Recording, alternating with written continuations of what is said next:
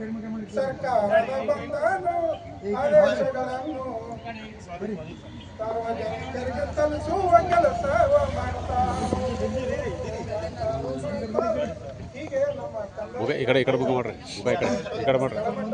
ಅಧಿಕಾರಿಗಳ ಸಂಘಕ್ಕೆ ಏನೇ ಬರಲಿ ಏನೇ ಬರಲಿ ಬೇಕೇ ಬೇಕು ನ್ಯಾಯ ಬೇಕು, ಬೇಕೇ ಬೇಕು ನ್ಯಾಯ ಬೇಕು. ಎಲ್ಲಿಯವರೆಗೆ ಹೋರಾಟ ಗೆಲ್ಲುವವರೆಗೆ ಹೋರಾಟ, ಎಲ್ಲಿಯವರೆಗೆ ಹೋರಾಟ ಗೆಲ್ಲುವವರೆಗೆ ಹೋರಾಟ.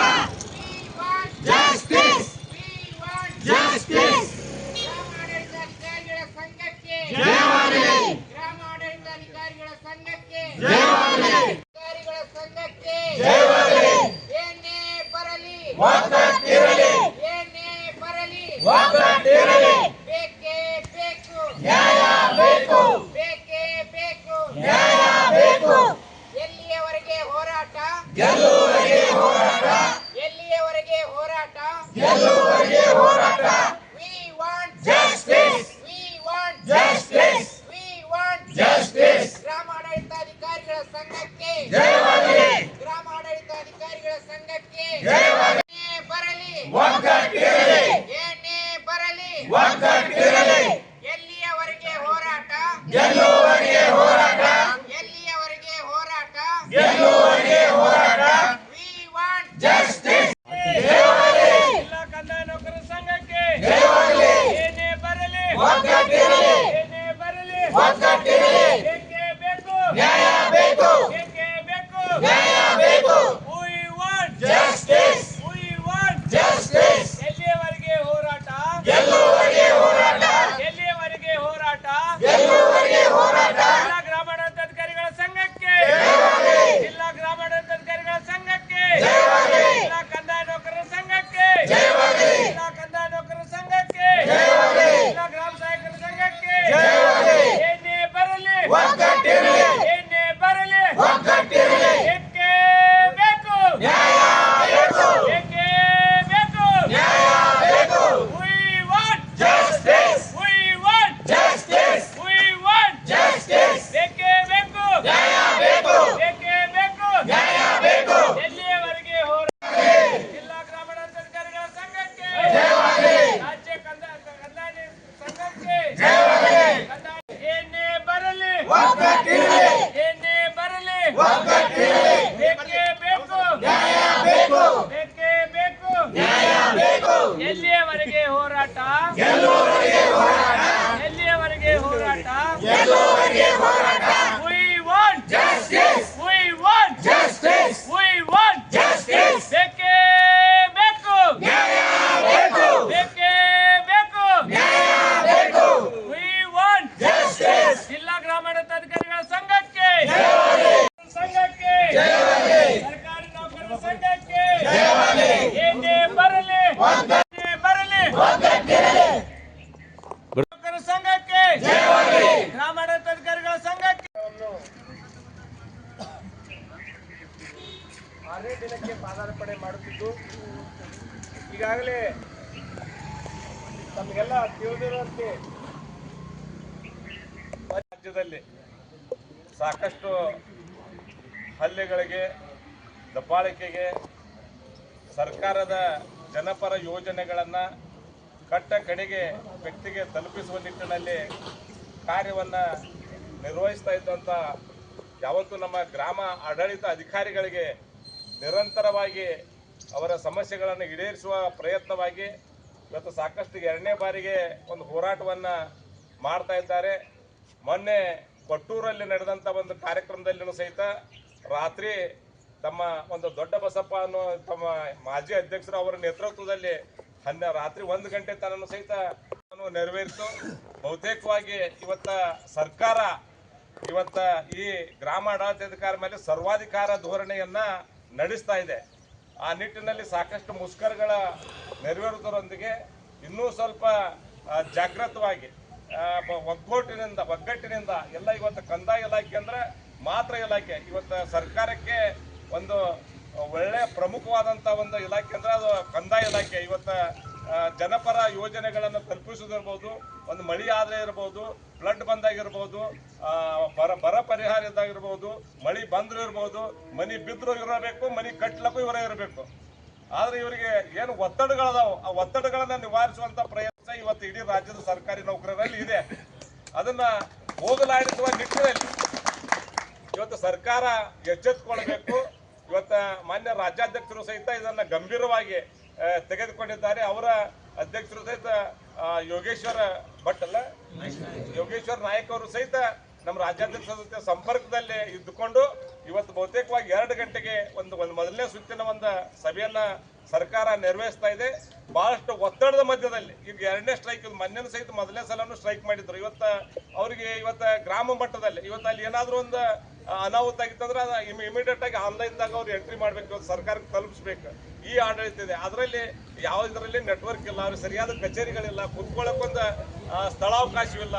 ಇವತ್ತು ಪ್ರೋಟೋಕಾಲ್ ಅಂದ್ರೆ ಇವತ್ತು ಯಾರೇ ಒಂದು ಶಿಷ್ಟಾಚಾರ, ಯಾರೇ ಒಬ್ಬರು ಬೇರೆ ಇಲಾಖೆದವರು ಯಾವ ಇಲಾಖೆ ಮಂತ್ರಿ ಬರ್ತಾರೆ ಬರಲಿ, ಅದನ್ನೆಲ್ಲ ಶಿಷ್ಟಾಚಾರ ಮಾಡ್ಬೇಕಾದ್ರೆ ಇವರ ಇವತ್ತು ಪಶುಸಂಗೋಪನೆ ಬರ್ಬೋದು, ಹೆಲ್ತ್ ಮಿನಿಸ್ಟರ್ ಬರ್ಬೋದು, ರೆವಿನ್ಯೂ ಮಿನಿಸ್ಟರ್ ಬಂದ್ರಂತೂ ಮಾಡಲಿ, ಅವ್ರ ಇಲಾಖೆ ಇತ್ತು ಅದು ಯಾರೇ ಬಂದ್ರು ಸಹ ಶಿಷ್ಟ. ಕಾರ್ಯಕ್ರಮಕ್ಕೆ ನಿಮ್ಮೆಲ್ಲರ ನೆಚ್ಚಿನ ಮಾಜಿ ನಾಗಠಾಣ ಮತಕ್ಷೇತ್ರದ ಶಾಸಕರು, ಅತ್ಯಂತ ನೌಕರರ ಬಗ್ಗೆ ಕಾಳಜಿಯನ್ನ ಉಳ್ಳಂತ ನಮ್ಮ ದೇವಾನಂದ ಚವ್ಹಾಣ್ ಸಾಹೇಬರು ಬಂದಿದ್ದಾರೆ. ಅವರನ್ನು ಸಹಿತ ಸಮಸ್ತ ಈ ಗ್ರಾಮ ಲೆಕ್ಕಾಧಿಕಾರಿಗಳ, ಗ್ರಾಮ ಆಡಳಿತಾಧಿಕಾರಿಗಳ ಸಂಘದ ಪರವಾಗಿ, ಸರ್ಕಾರಿ ನೌಕರ ಸಂಘದ ಪರವಾಗಿ ತುಂಬ ಸ್ವಾಗತವನ್ನು ಬಯಸ್ತಾ ಇದ್ದೇನೆ.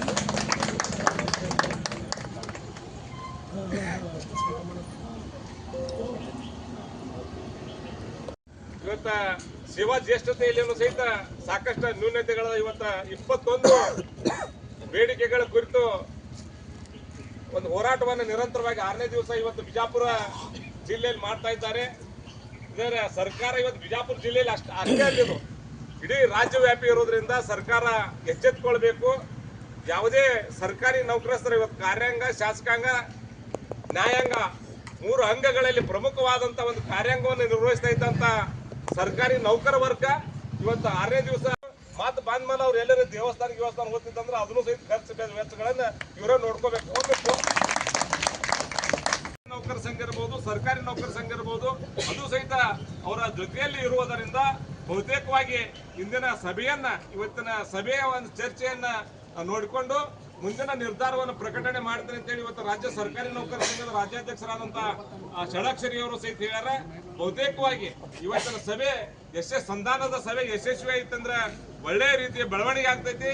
ಇವತ್ತೇನಾದ್ರೂ ಅದು ಯಶಸ್ವಿ ಆಗ್ಲೇ ಇಲ್ಲ ಅನ್ನುವಂತ ಒಂದು ಸಂದರ್ಭದಲ್ಲಿ ಇಡೀ ಕಂದಾಯ ಇಲಾಖೆ, ಎಲ್ಲ ಕಂದಾಯ ಇಲಾಖೆ ಇರಬಹುದು, ಇವತ್ತು ಸರ್ಕಾರಿ ಇಡೀ ಜಿಲ್ಲೆಯ ಸಮಸ್ತ ಸರ್ಕಾರಿ ನೌಕರಸ್ಥರು ಇರಬಹುದು, ಎಲ್ಲರೂ ಸಹಿತ ಈ ಹೋರಾಟದಲ್ಲಿ ಪಾಲ್ಗೊಂಡು ಸರ್ಕಾರ ಅವಕಾಶವನ್ನ ಮಾಡಿಕೊಡದೆ ಬಹಳಷ್ಟು ಒತ್ತಡದ ಮಧ್ಯದಲ್ಲಿ ನೀವೆಲ್ಲ ನೋಡಿದ್ದೀರಿ. ಇವತ್ತೆಲ್ಲ ನನ್ನ ಮಾಧ್ಯಮ ಮಿತ್ರರು ಸಹಿತ ಅದಾರ. ಇವತ್ತು ಕೆಳಮಟ್ಟದಲ್ಲಿ ಕಾರ್ಯವನ್ನ ನಿರ್ವಹಿಸಬೇಕಾಗಿತ್ತಂದ್ರೆ ಈ ಸರ್ಕಾರಿ ನೌಕರರಿಗೆ ಎಷ್ಟು ಕಷ್ಟಗಳದಾವು. ಇವತ್ತು ಪ್ರಜಾಪ್ರಭುತ್ವ ವ್ಯವಸ್ಥೆಯಲ್ಲಿ ಇವತ್ತು ಪಂಚಾಯತಿ ಹಿಡ್ಕೊಂಡು, ತಾಲೂಕ್ ಪಂಚಾಯತಿ ಹಿಡ್ಕೊಂಡು, ಜಿಲ್ಲಾ ಪಂಚಾಯತಿ ಹಿಡ್ಕೊಂಡು, ಶಾಸಕರು ಹಿಡ್ಕೊಂಡು, ಅವರ ಇವತ್ತು ಗೆದ್ದವ್ರು ಇರ್ಬೋದು, ಸೋತವ್ರು ಇರ್ಬೋದು, ಎಲ್ಲ ದಬ್ಬಾಳಿಕೆಗಳು ಕೆಳಮಟ್ಟದಲ್ಲೇ ನಡೀತಾ ಇರ್ತಾವೆ. ಅವುಗಳನ್ನೆಲ್ಲವನ್ನು ನಿರ್ವಹಿಸಬೇಕು. ಇವತ್ತು ಯಾರ್ಯಾವ್ದಾಗಿದ್ರೆ ಅದು ರೆವಿನ್ಯೂ ಡಿಪಾರ್ಟ್ಮೆಂಟ್. ಕಾರಣ ಏನಪ್ಪಾ ಅಂದ್ರೆ ನಮ್ಮ ಕೆಲಸದ ಒತ್ತಡ, ಅದಕ್ಕೆ ದಯವಿಟ್ಟು ಸರ್ಕಾರ ಅದಕ್ಕೆ ಅವಕಾಶವನ್ನು ಕೊಡಬಾರ್ದು. ನಾವು ಬಹಳಷ್ಟು ನಾವ್ ಯಾರು ಸಹಿತ ಆತ್ಮವಂಚನೆ ಮಾಡ್ಕೊಂಡು ನೌಕರಿ ಮಾಡಂಗಿಲ್ಲ. ಮೊದಲ ನಮ್ಮ ಆರೋಗ್ಯ ಇರಬೇಕು, ನಮ್ಮ ಮನೆ ಇರುತ್ತೆ. ಇವತ್ತು ಯಾರ್ಯಾವ್ದಾಗಿದ್ರೆ ಅದು ರೆವಿನ್ಯೂ ಡಿಪಾರ್ಟ್ಮೆಂಟ್. ಇದಕ್ಕೆ ಕಾರಣ ಏನಪ್ಪಾ ಅಂದ್ರೆ ನಮ್ಮ ಕೆಲಸದ ಒತ್ತಡ, ಅದಕ್ಕೆ ದಯವಿಟ್ಟು ಸರ್ಕಾರ ಅದಕ್ಕೆ ಅವಕಾಶವನ್ನು ಕೊಡಬಾರ್ದು. ನಾವು ಬಹಳಷ್ಟು ನಾವ್ ಯಾರು ಸಹಿತ ಆತ್ಮವಂಚನೆ ಮಾಡ್ಕೊಂಡು ನೌಕರಿ ಮಾಡಂಗಿಲ್ಲ. ಮೊದಲ ನಮ್ಮ ಆರೋಗ್ಯ ಇರಬೇಕು, ನಮ್ಮ ಮನೆ ಇರಬೇಕು, ನಮ್ಮ ಜೀವವನ್ನು ಒತ್ತಿ ಇಟ್ಟುಕೊಂಡು ಇವತ್ತು ಕಾರ್ಯವನ್ನ ನಿರ್ವಹಿಸ್ತಾ ಇದ್ದಾರೆ. ದಯವಿಟ್ಟು ಅಂತ ಒಂದು ನೌಕರಸ್ಥರಿಗೆ ಇವತ್ತ ಸರ್ಕಾರ ಒಂದು ನೈತಿಕ ಬೆಂಬಲವನ್ನು ಕೊಡಬೇಕು. ನಮ್ಗೆ ಏನ್ ಕೆಲಸ ಮಾಡ್ಲಕ್ಕ ಮೂಲಭೂತ ಸೌಲಭ್ಯಗಳನ್ನ ಕೊಡ್ರಿ. ನಮ್ಗೆ ಹೌದಪ್ಪ ಎಷ್ಟು ಇರಬೇಕು, ಒಂದು ಕೊಡದಾಗ ಎಷ್ಟು ನೀರು ಹಿಡಿತಾವ ಅಷ್ಟೇ ಹಿಡಿತಾವ. ಒಂದು ಕೊಡದಾಗ ಒಂದು ಹಂಡೆ ನೀರು ಹಿಡಿಯೋದು ಎಲ್ಲಿ ಹಿಡಿಬೇಕಾದ ಅದು ಎಲ್ಲಿ ಬಂದೈತೆ ಅಂದ್ರೆ ಜೀವ ಒತ್ತಿಟ್ಟು ಅವ್ರು ಡ್ಯೂಟಿ ಮಾಡ್ಲತ್ತಾರ. ದಯವಿಟ್ಟು ಸರ್ಕಾರ ಎಚ್ಚೆತ್ಕೊಳ್ಬೇಕು. ನಾವು ಸಹಿತ ನಾಳೆ 20ನೇ ತಾರೀಕು ಇವತ್ತು ರಾಜ್ಯದ ಕಾರ್ಯಕಾರಿಣಿ ಸಭೆ ಐತಿ.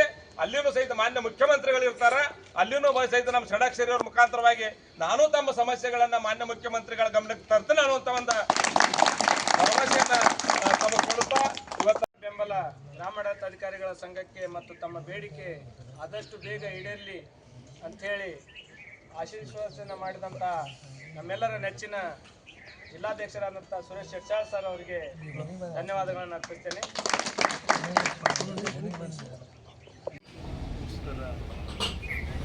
ನಿರಂತರವಾಗಿ ಕರ್ನಾಟಕ ರಾಜ್ಯ ಗ್ರಾಮ ಹೊಂದಿದೆ. ಅದಕ್ಕೆ ವೈಯಕ್ತಿಕವಾಗಿ ವಿರೋಧ ಪಕ್ಷದ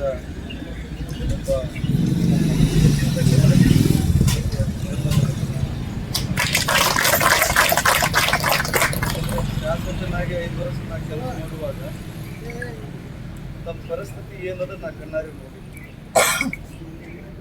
ಫ್ಲಡ್ ಬಂದರೆ ಓಡಬೇಕು, ಕೊರೋನಾ ಬಂದರೆ ಓಡಬೇಕು. ಕೊರೋನಾ ಏನು ನಿಮ್ಗೆ ಬರ್ತಂಗಿಲ್ಲ, ಆದರೂ ಕೂಡ ಎಲ್ಲ ಸಮಸ್ಯೆಗಳನ್ನು ಬದಿಗೊತ್ತಿ ಇವತ್ತು ಸಾಮಾಜಿಕವಾಗಿ ತಾವು ಕಂದಾಯ ಒಬ್ಬ ಅಧಿಕಾರಿಯಾಗಿ ಕೆಲಸ ಮಾಡಿದ್ದು ನಾ ಬಹಳಷ್ಟು ಹತ್ತಿರದಿಂದ ನೋಡಿದ್ದೀನಿ ಅದನ್ನು. ಇಂಥ ಪರಿಸ್ಥಿತಿಯಲ್ಲಿ ಇವತ್ತು ಸರ್ಕಾರ, ಯಾಕಂದರೆ ಬೇಡಿಕೆಗಳು ಭಾಳಷ್ಟು 21 ಬೇಡಿಕೆಗಳು ಇಟ್ಟಿರ್ತಾವೆ. ಆ 21 ಬೇಡಿಕೆಗಳನ್ನು ಇವತ್ತು ಸರ್ಕಾರ ಸ್ಪಂದನೆ ಮಾಡಬೇಕು. ಏನು 2ನೇ ಹಂತದ ಮುಷ್ಕರ ಏನು ತಾವು ನಿರಂತರಾಗಿದ್ದೀರಿ, ಅದಕ್ಕೆ ನನ್ನ ವೈಯಕ್ತಿಕವಾಗಿರ್ತಕ್ಕಂಥ ಒಂದು ಬೆಂಬಲವನ್ನು ಸೂಚನೆ ಮಾಡಿ, ಆನಂತರ ಇನ್ನೊಂದು ವಿಚಾರದಲ್ಲಿ ಮಾನ್ಯ ಕೇಂದ್ರ ಸಚಿವರಾಗಿರ್ತಕ್ಕಂಥ ಕುಮಾರಣ್ಣವರು ಗಮನಕ್ಕೂ ತಂದು ಅದನ್ನು ಕೇಂದ್ರ ಸರ್ಕಾರದಿಂದ ಒಂದು ಒತ್ತಡವನ್ನು ಹಾಕಿಸುವಂಥದ್ದು ಕೆಲಸ ಕೂಡ ನಾವು ಕಾರ್ಯಕ್ರಮದಲ್ಲಿ ಭಾಗಿಯಾಗಿ ಅವಕಾಶ ಮಾಡಿಕೊಟ್ಟಿರ್ತಕ್ಕಂಥ ಗೀತಕ್ಕೆ ಭಾಳಷ್ಟು ಒತ್ತಡವನ್ನು ಹಾಕಿ ಬರ್ಬೇಕಂತೇಳಿ ಇರ್ತೀರಿ, ಅದನ್ನು ಅವ್ರು ಹಾಕ್ಯಾರ ಅಂತೇಳಿ ಬಂದಿಲ್ಲ, ಆದರೂ ಅವರು ಗಮನಕ್ಕೆ ತಂದರು ಅಷ್ಟೇ. ಆವಾಗ ಒಂದು ಕಾರ್ಯಕ್ರಮದಲ್ಲಿ ಭಾಗಿಯಾಗಿದ್ದೀನಿ. ಮತ್ತೊಮ್ಮೆ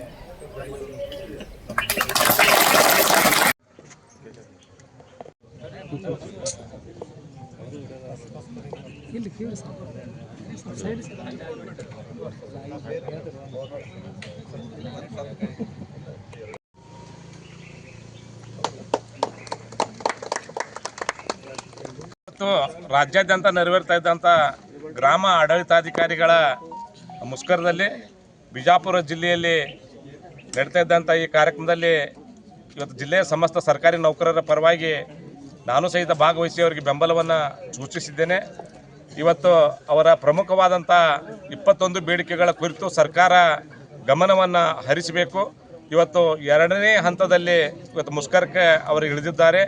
ನಿರಂತರವಾಗಿ 6 ದಿವಸಗಳವರೆಗೆ ಮುಷ್ಕರ ಪ್ರಾರಂಭವಾಗಿದೆ. ಆ ನಿಟ್ಟಿನಲ್ಲಿ ಇವತ್ತು ರಾಜ್ಯದಲ್ಲಿಯೂ ಸಹಿತ ಇವತ್ತು ಈ ಸಂಘದ ಪ್ರಧಾನ ಕಾರ್ಯದರ್ಶಿಯವರನ್ನು ಇವತ್ತು ಧಾರವಾಡದ ತಹಸೀಲ್ದಾರ್ ಒಂದು ವರದಿಯ ಮೇಲೆ ಅಮಾನತುಗೊಳಿಸಿದ್ದಾರೆ. ಅದನ್ನು ಸಹಿತ ಜಿಲ್ಲೆಯ ಸರ್ಕಾರಿ ನೌಕರರ ಸಂಘ ಖಂಡಿಸ್ತಾ ಇದೆ. ಮೊನ್ನೆಯೂ ಸಹಿತ ಸರ್ವೇರ ಮೇಲೆ ನಮ್ಮ ಸರ್ವೇರ್ ಆದಂಥ ಮಹಾಂತೇಶ್ ಸಜ್ಜನ್ ಅನ್ನುವಂಥ ಸರ್ವೇರ್ ಮೇಲೆ ಒಂದು ಹಲ್ಲೆಯನ್ನು ಮಾಡಿದ್ರು.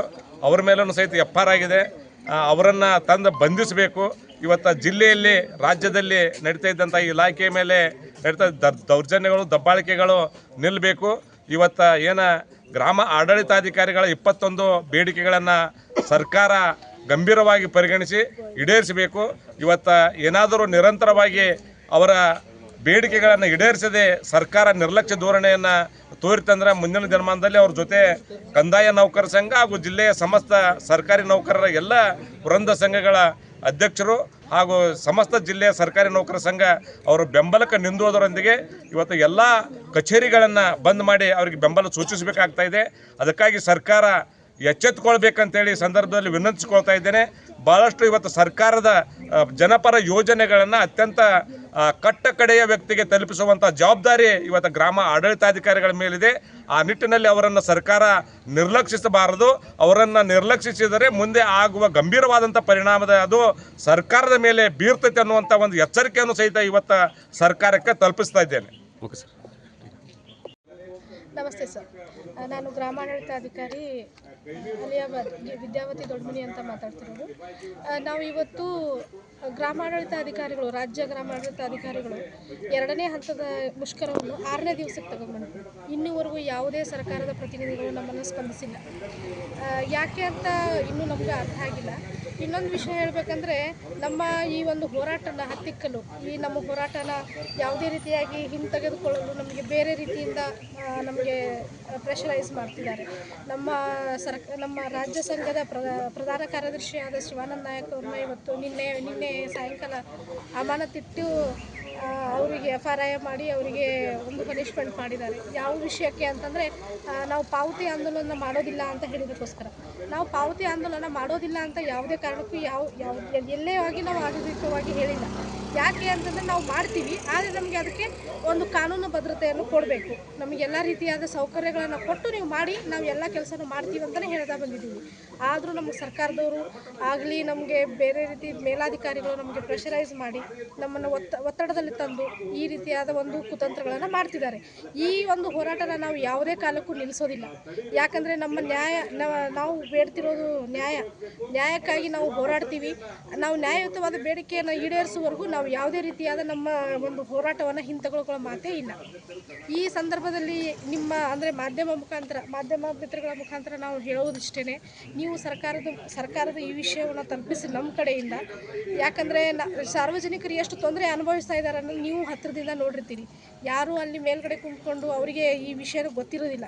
ಹಾಗೆ ನೀವು ಈ ವಿಷಯನ ದಯವಿಟ್ಟು ನಮ್ಮ ಪರವಾಗಿ ಮೇಲಾಧಿಕಾರಿಗಳಿಗೆ ತಿಳಿಸ್ಬೇಕಂತ ನಾನು ಕೇಳ್ಕೊತೀನಿ. ನನ್ನ ಹೆಸರು ವಿದ್ಯಾವತಿ ದೊಡ್ಡಮನಿ ಅಂತ, ಗ್ರಾಮಾಡಳಿತಾಧಿಕಾರಿ ಅಲಿಯಾಬಾದ್. ಗ್ರಾಮಾಡಳಿತಾಧಿಕಾರಿ.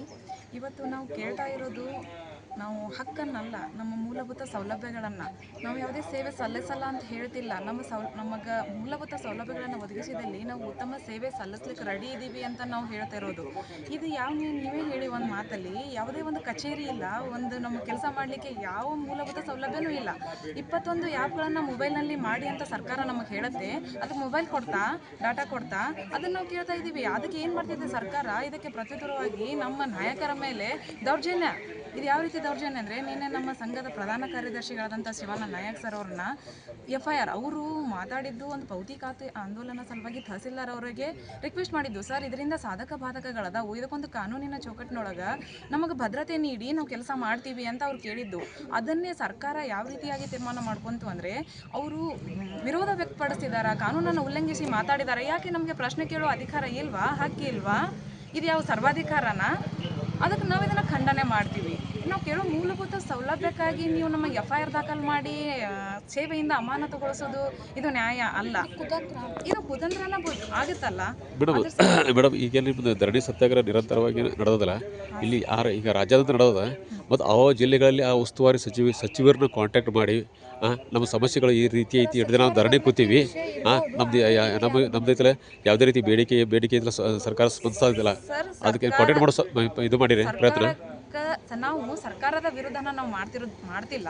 ನಾವು ಸರ್ಕಾರಿ ಸೇವೆ ಸಲ್ಲಿಸಲಿಕ್ಕೆ ನೀವು ಎಲ್ಲ ರಾಜಕಾರಣಿ ಪ್ರತಿನಿಧಿಗಳು ಕೇಳ್ತೀರಿ, ಅಥವಾ ನಾವೇನು ಪ್ರಜಾಪ್ರಭುತ್ವ ಸರ್ಕಾರದೊಳಗೆ ಇಲ್ವಾ? ನಮಗೆ ಓಟ್ ಬೇಕಂದ್ರೆ ನೀವೆಲ್ಲ ಕೇಳಕ್ಕೆ ಬರ್ತಿರಲ್ಲ. ನಾವು ವೋಟ್ ಮಾಡೇನೆ ನಿಮ್ಮನ್ನು ಎಲೆಕ್ಟೆಡ್ ಮಾಡಿರ್ತೀವಲ್ಲ. ಈಗ ನಮ್ಮ ಸಮಸ್ಯೆ ಅಂತ ಅಂದಾಗ ರಾಜಕಾರಣಿಗಳು ಅವರಾಗೇನೆ ನಮ್ಗೆ ಸಪೋರ್ಟ್ ಮಾಡಬೇಕು ಅಲ್ವಾ? ಈ ಎಲ್ಲ ಮಾಧ್ಯಮದ ಮೂಲಕ ಎಲ್ಲರಿಗೂ ತಿಳಿದಿರೋ ವಿಷಯನೇ ಹೌದು. ನೀವಾಗೆ ನಮಗೆ ಸಪೋರ್ಟ್ ಮಾಡಬೇಕು. ಯಾಕಂದರೆ ನಾವು ಅವ್ರ ಹತ್ರ ಹೋಗಿ ಕೇಳು, ಇವ್ರ ಹತ್ರ ಕೇಳು, ನಾವು ಸರ್ಕಾರಕ್ಕೆ ನಾವು ಕೊಟ್ಟಿವಿ, ಅಧಿಕಾರಿಗಳ ಮುಖಾಂತರ ಎಲ್ಲನೂ ಮನವಿನೂ ನಾವು ಸಲ್ಲಿಸಿವಿ. ಆಲ್ರೆಡಿ ನಾವು 1 ವಾರ ಲಾಸ್ಟ್ ಟೈಮ್ ಈ 4 ಮಂತ್ ಬ್ಯಾಕ್ ನಾವು ಸ್ಟ್ರೈಕ್ ಮಾಡಿದ್ವಿ. ಅವಾಗ ಹೇಳಿದರು, ಇದೇ ಸರ್ಕಾರ ಹೇಳಿತ್ತು ನಮಗೆ, ನಿಮ್ಮ ಎಲ್ಲ ಬೇಡಿಕೆಗಳು ನ್ಯಾಯಯುತನೇ ಅದಾವು, ನಾವು ಈಡೇರಿಸ್ತೀವಿ ಅಂತ ಹೇಳಿ.